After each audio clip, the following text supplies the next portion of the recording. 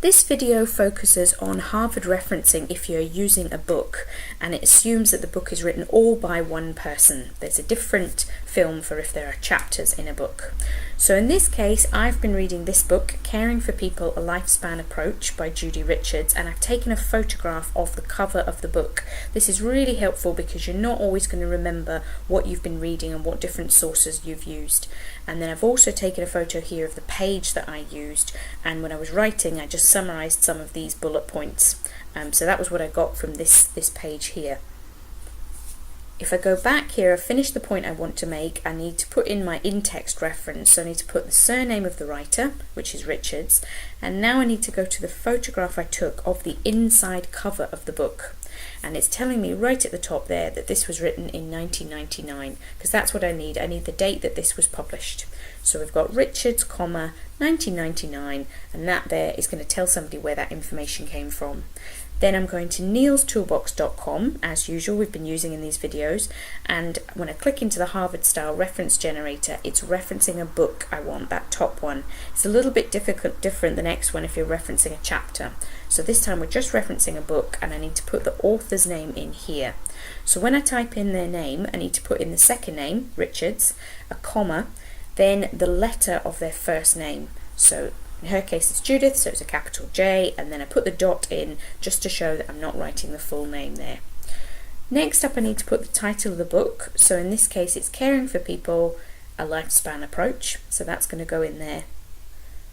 Then I need to put the year that it was published, well we already know that's 1999, and the place of the publisher. So back to that front cover picture, just on the inside cover, you should have the details of the publishers, and here you can see it's Cheltenham where their office is. So that's what I would need to put down here, Cheltenham, and then in publisher I would need to put the name of the company that chose to print this book. So in this case it's Stanley Thorns Publishers Limited.